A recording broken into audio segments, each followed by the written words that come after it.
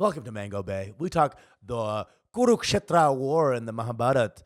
Talk a little fun Mahabharat stuff. Then we also talk about Iran and Israel having a little tussle in the greater Middle East area. So come on down and check it out. Mango Is there Bay. always going to be wars? Yeah. Ugh. Mango Bay, Mango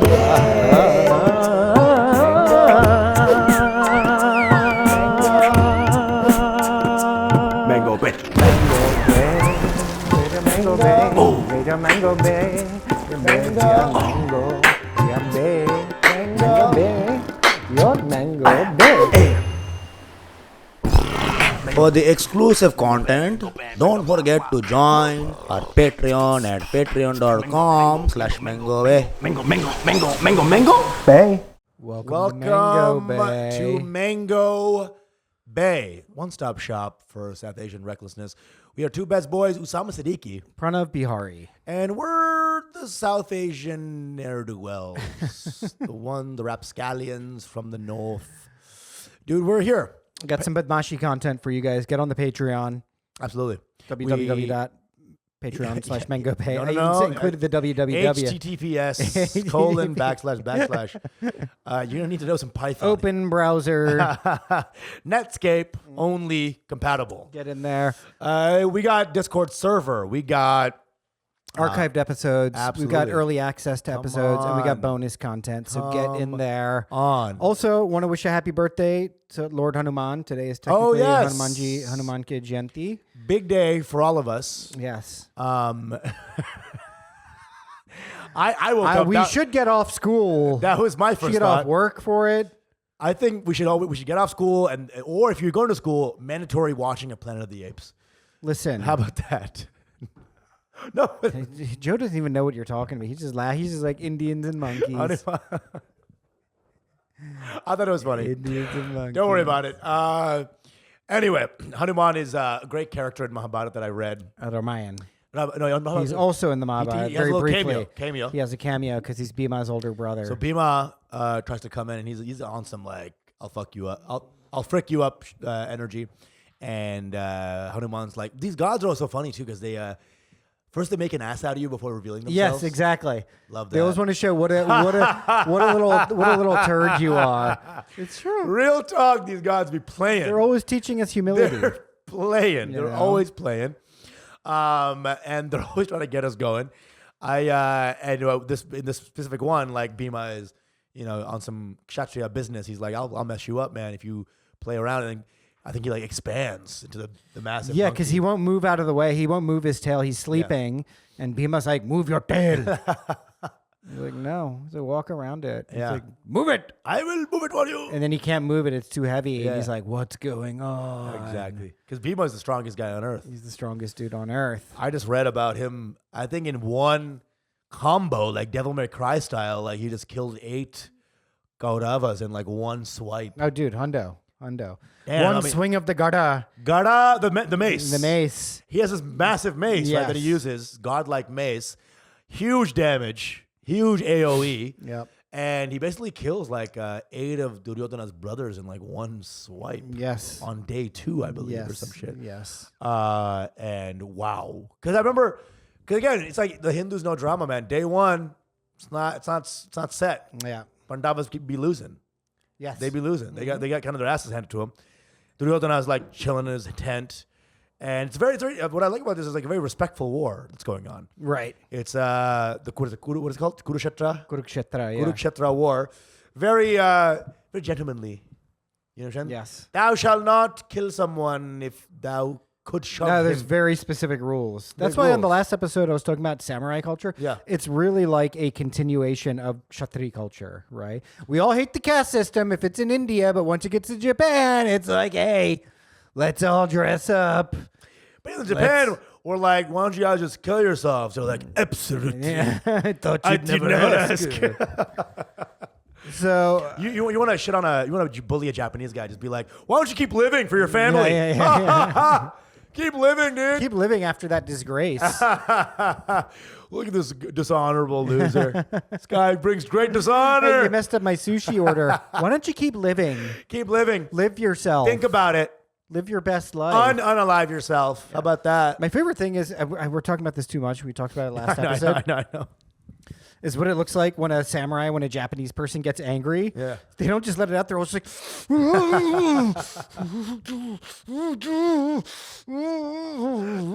Nani?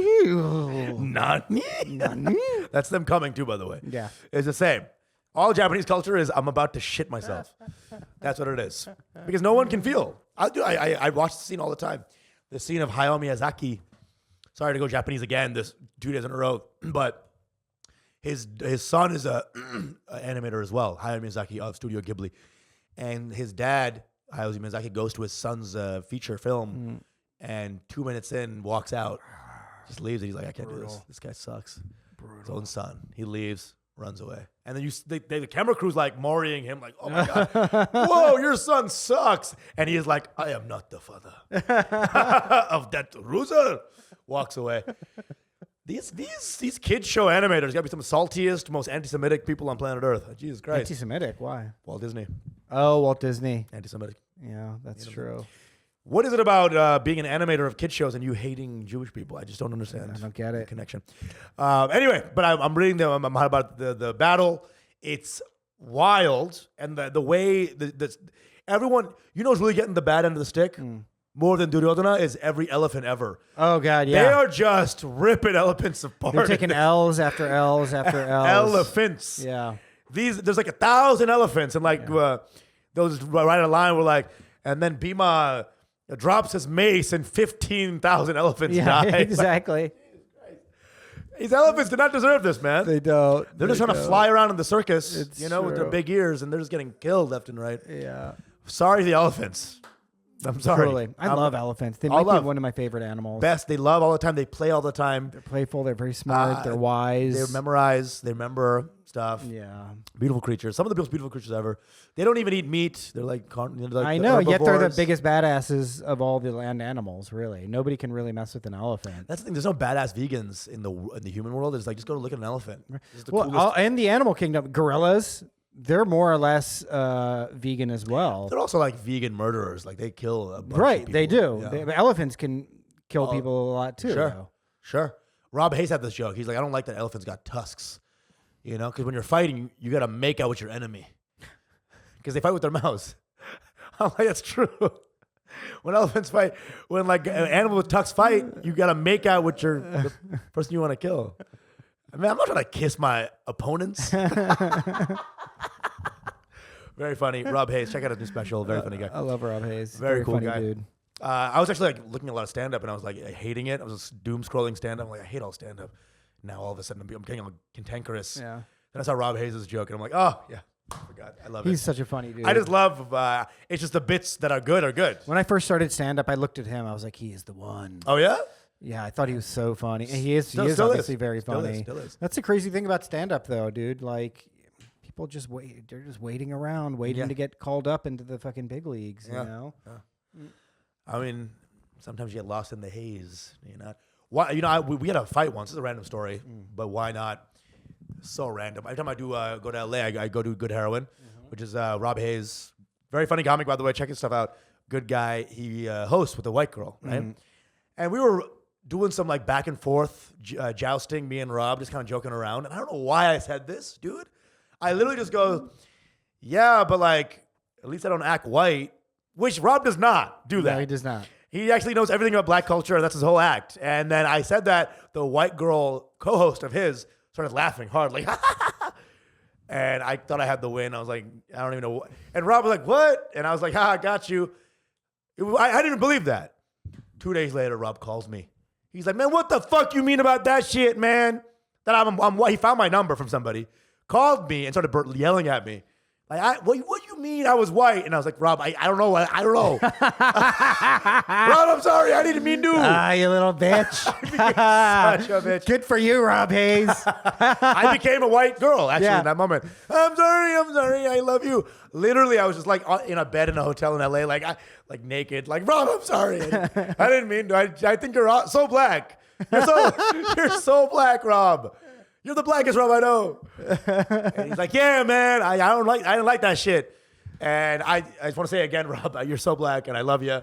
I'm sorry. I didn't mean to. I don't know what I said. I don't know. Truly funny dude. Very funny guy. And black as hell. Yes. I'll say that again. More than funny, he's more black than he is It's funny. true. It's true. He's great. He's great. And I'm sorry about that. Yeah. He's a funny dude. He's great. Anyway, so the stories that I'm reading right now, it's like I'm at like day 6 right now of the Mahabharat, right? And like the Kurukshetra war. And one thing I also noticed about Indian culture, and this is like very funny about who's writing it, Vyas maybe, is that an Indian uncle's writing it because all the kids get owned pretty quick. Like, then Arjuna's son tripped and fell like an idiot. And then Drona's son died in his chariot. But the dads were there to save the day. You know what I'm saying? Like, you notice that? Like, all the dads are always like raining a hill, fire of arrows. Yeah. And the kids are getting just like, then he. Both of those two children, very crucial characters in Yes. the Battle of Kurukshetra, Yes, by the yes. But Don't want to spoil it for anyone. Too soon, dude. Too soon. It was only 8,000 years ago. But yeah, I always noticed that. Like this is very like classic. Like there's a voice behind the writing. It's not just Right. word of God. It's someone relating it. Yes.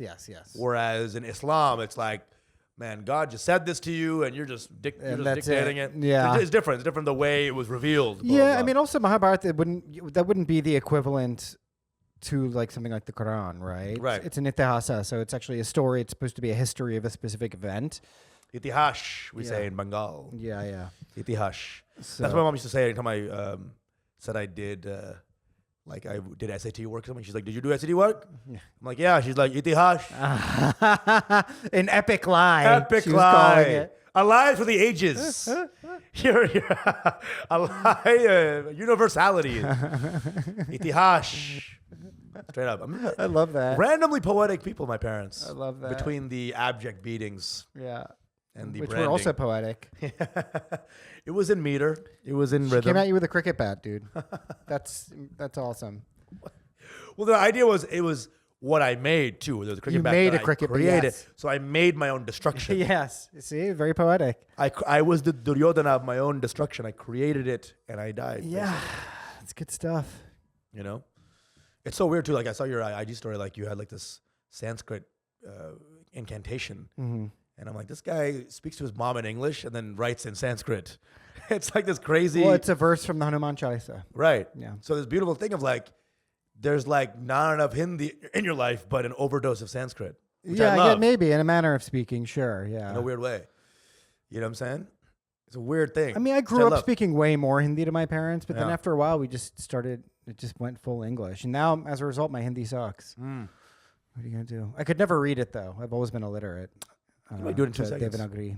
I don't know. I went on Duolingo. Oh, yeah? Just because I wanted to brush up on my speaking Yeah. Hindi.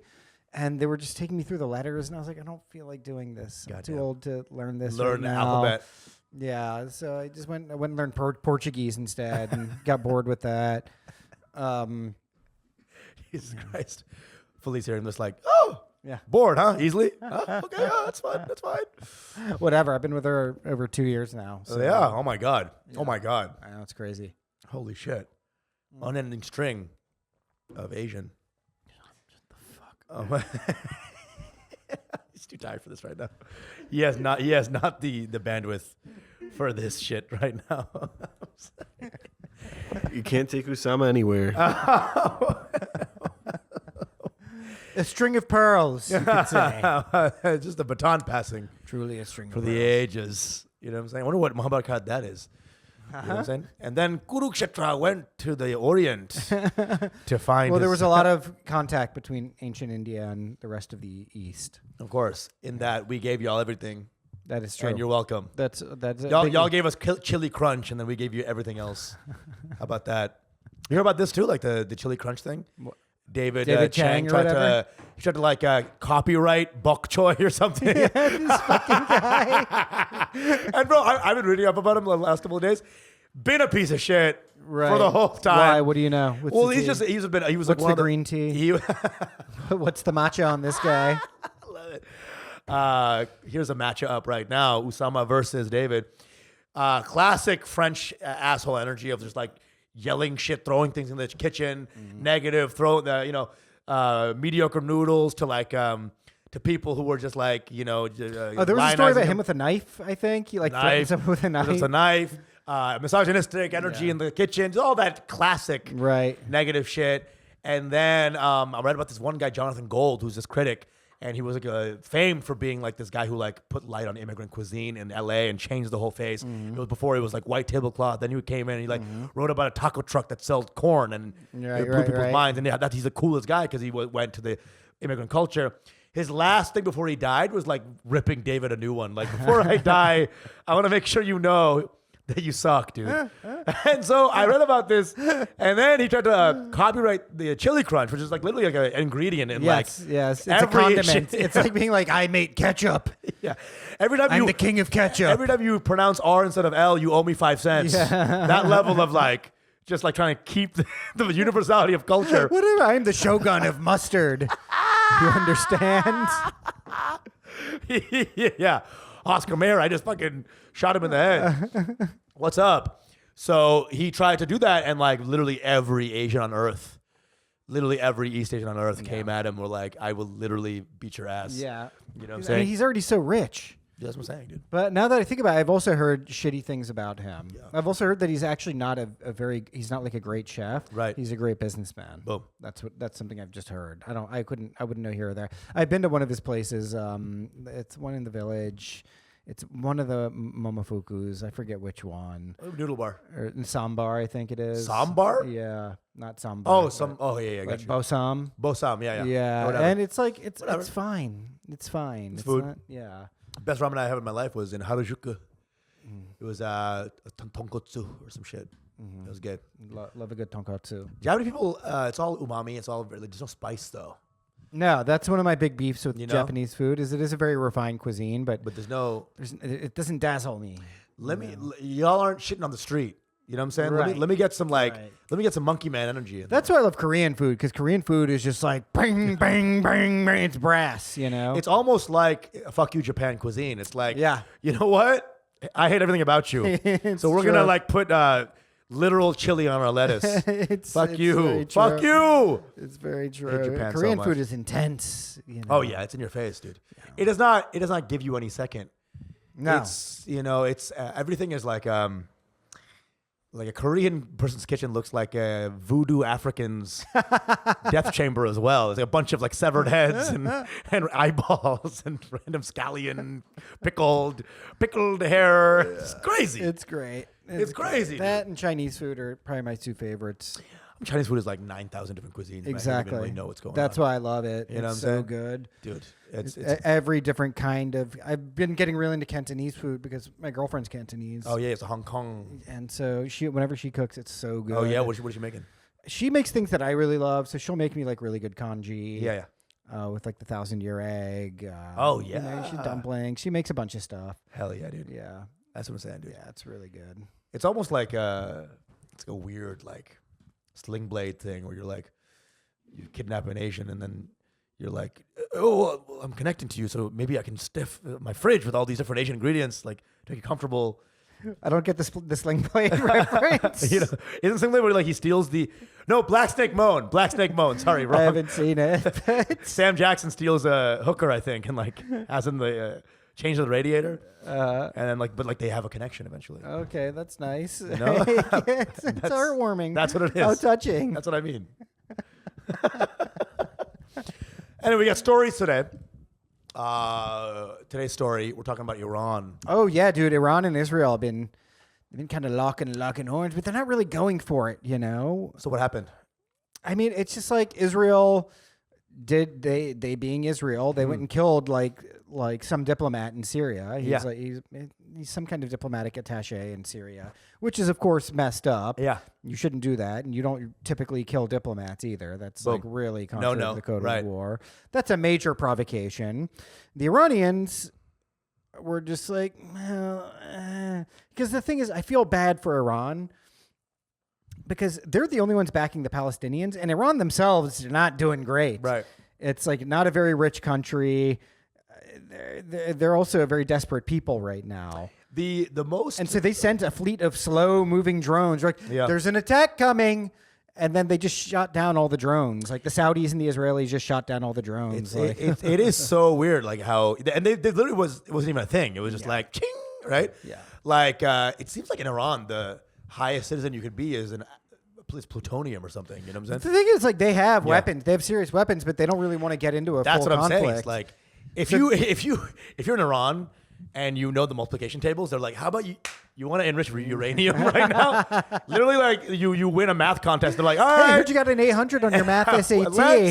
Where are you going later? How'd you like to work on nuclear stuff and get killed within 2 weeks by the Israelis, huh? Yeah. Anybody who fucking goes to the whiz quiz becomes an immediate nuclear bomb physicist. Yeah. It is the main industry. So poor guys, they literally they're fighting Israel right now. Yeah. In a weird, cute way. The thing is, all their proxies are fighting Israel. Hamas, Hezbollah. Right. But then also they're kind of doing some roasting too. They're like saying like Israel could never hurt us with those cute little toys of theirs. Iran loves to talk a big game. Iranians in general. Yeah, that's right. They're like Israeli toys mean nothing to us. And every time they're like, oh, trust me, you don't want to mess with us. You do not want to mess with Iran. Iran doesn't know that it's gay. That's the core of Iran, is that every Iranian I've ever met has been like a flashy, all the classic Iranian, the Persians. They're like, ooh, we like carpets and eating food. And I like a good white Mercedes. And my wife's nose changes every 3 days. And they're just very like fun, cute little car salesmen, right? And that energy is still in this fight, in this war. So they're like, they're like, oh, it's a little toy. Don't even worry about it. You're being sassy gay right now. It's true. Yeah. Oh, yeah, little toys. Oh, little toys. Nothing. It couldn't even hurt me at all. But the Israelis did clap back again. Oh, yeah? And took some shots at a city called, I think, Isfahan. Isfahan, something like that. And what happened? They Again, it was the kind of thing where they didn't even go full... like blast on it. Yeah, it was like, it's a weird thing that's happening where they're kind of like flirting more than they are fucking right now. Okay. Right. What does that mean? I mean, it's like, is Iran gonna? I think they're just waiting for the right provocation before they try and go fully, like, hopefully not, but like nuclear they could on the Iranians. Right. Oh my God. And so I think that's what it is, because Netanyahu definitely wants. They've always been trying to get into a fight with Iran. They've always been trying to do a regime change there. Right. And so I think ideally for them, from what I've read, right, these are all things that I read, so I'm not the analyst, is that like they know the Iranians ain't shit right now, so they want to just get it over with and do the regime change, do the war, because they're at their weakest. And the Iranians do not want to do that. They'd rather keep fighting it, death through 1,000 cuts type thing, through Hezbollah and all that. I mean, dude, it just seems like, if a Jewish, military guy in Israel sees like one video of like an LA Iranian person, then I would be like, I could fight him. Maybe, but you know what? Here's the irony is most of the Persians in America, or a lot of Persians in America, support Israel. Really? A lot. Well, they hate their own country, right? A lot. They don't like the mullahs and all that. Lily's dad, a good friend of mine, is a Persian guy. And his whole media intake is anti-Iranian news and Joe Rogan. Interesting. So this weird mix of white incel meets, Arab hater of all religion. And, you know what I'm talking about? Interesting guy. Yeah. My dad also, because they hate Islam, because these guys came from Islam. My dad, Lily's dad. Yeah. And they hate Islam. Right. And Gaza is just a Siddiquee for Islam. They're just changing the words for Islam. Right. And so they're like, oh, someone's shooting up imams? Yeah. Oh, okay. All right. More of that, party. please. Why? What does your dad feel about the Gaza thing? I never asked him. I feel like it would be against, Yeah. I don't think my dad cares about anybody anymore. I just think he's like, they're all blowing up, everybody. I want to take a picture of this auntie who's married. My dad's just like a half chub cornball right now, I feel like. You know what I'm saying? And I just don't know if he has it in him right now to care about geopolitics. But, because our conversations now are like, Like took 40,000 pictures of this bee. I want to hang out with your dad, dude. He's my guy. I feel like we'd get along. Of course you would. Well, I get along with my dad. Yeah, I know. my dad. But I feel like your dad would like me more. Yes. Yes. Actually, I would. I'm just talking shit. No. Yes. Because here's like, you have a lot of the same interests. Like, he hates Muslim God too. I don't hate. I do not hate the Muslim. I do not hate Allah. That is not true. Well, then my dad wouldn't like you then, I guess. You literally, but you would like, because you would go in, you start dunking a little bit on Islam, and he would see like a kindred. You know, like when a white guy finds a racist at a bar, and you're like, you hate him too. It's like it would be like one of those like his ear would perk, like we're dunking on Islam right now. Namaste, intika, bankal. He tried to shit on me a couple of days ago when we were hanging out last time at our house in Texas, and then he was like doing his classic atheist speech, and he's like. He finished and he's like, well, I know Usama doesn't believe that. But, whatever, believe in the stars. I'm like, I didn't ask this.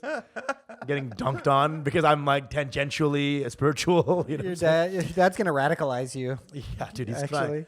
And I tried to like come at him and like, dude, dads will never want to hear what you have to say. They're not here to like spar. Right. They're here to dunk on you. Yeah. Posterize you, push you to the ground. Yeah, it's funny. All the Persians that I know on like Instagram, there's only one of my friends I know who is vocally pro-Palestinian.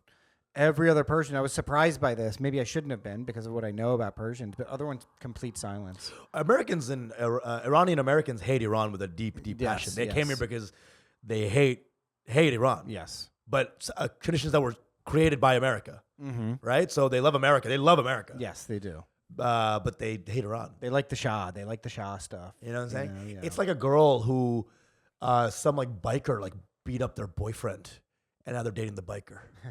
Like, he's strong and fun. He's cool. Maybe. Well, I mean, like the thing is, most Persians who live here were escaping the Ayatollah, right? Because a lot of the cute Zoroastrian types and. Well, it's like they were also for the downfall of the Shah. Here's how a lot of it is played out. A lot of them were actually like leftists, right? And if you wanted to get rid of the Shah, you had to align yourself with the Islamists. Sure. And then immediately after they won, the Islamists did their own crackdown. Sure. Right. And then a bunch of like cute Baha'is bounced. Yeah. And then they became all my friends. All those Baha'i guys they only went to one place. Baha'i guys. The Baha'i guys. It's a sister podcast to Mango. Baha'i guys. And then they all came to Plano, Texas. Every single Baha'i person ever came to Plano. And they all became like ping pong players and just nice little boys. That was their It's very specific. They're all amazing ping pong players. And Baha'i might be the most gay faith ever too, because they're like everyone's right. It's like every religion's cute, and everyone's cute. It's all cute, but like they have like a prophet, but it's also like everything else happened. It's kind of like very like political, right? Kind of everyone's right. It's like if there's one God, we have a guy who's the main Baha'i prophet, and he like said some shit that was very important. That's their Muhammad or whatever, and then everything else is right. Everyone else is right. Okay, I have to look into Baha'i more. It's cool. It's very easy breezy. I went to one of their like little Baha'i like places. You know, it was fun. It was cute. There was no like anti anything. It was like they're a very nice religion. It's very like nice, easy breezy.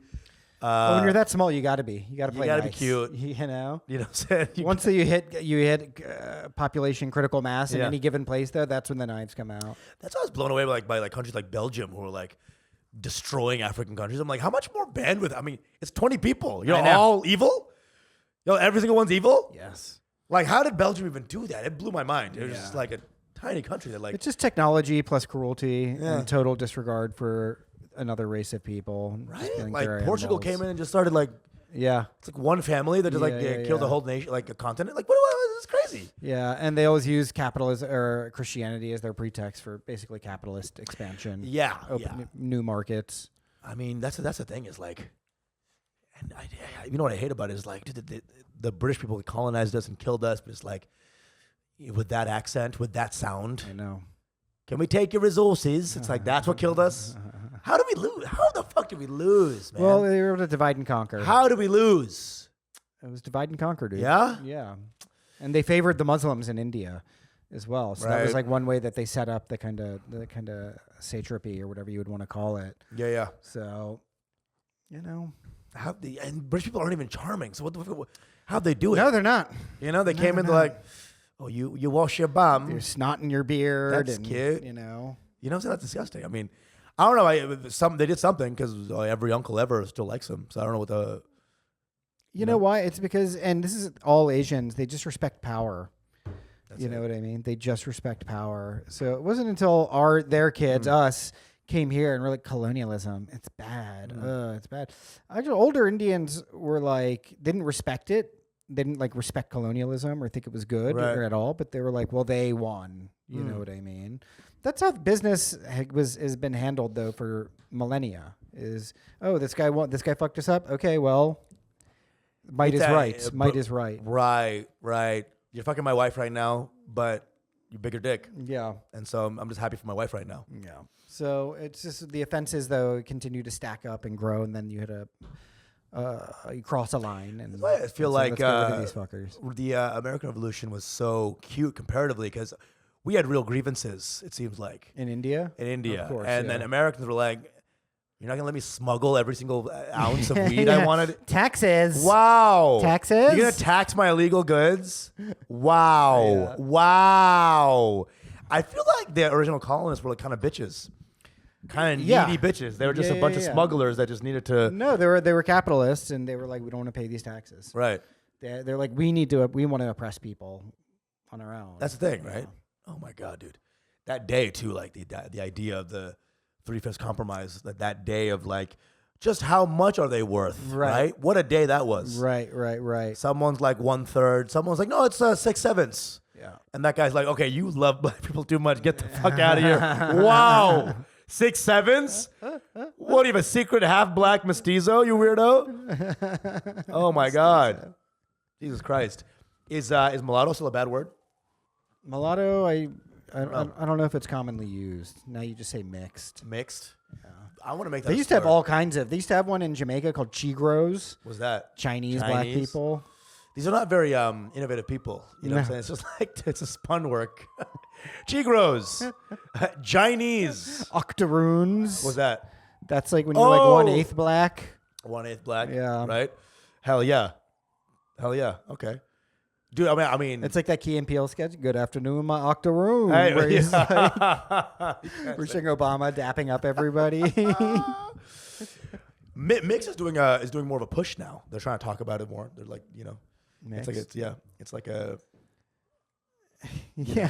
I mean, some people, you got the Sean Kings and the so on who are just like, I'm a 1/19. That's one thing about the Israel-Palestine thing is like we're forgetting who sucks actually. Yeah. And because they like, we free Palestine. And you see that? Fred Durst said free Palestine. So he rocks. It's like there's a weird like selective memory when it comes to this new main issue. Right. Whereas like the same way you said Michael Rappaport is now vaulted by Jewish people. It's like this guy's been sucking for a long time. Yeah. And then all of a sudden Sean King says free Palestine. We're like, woo! Yeah. We like it. We'll talk a little bit more on the Patreon. Come on down. Your mango big.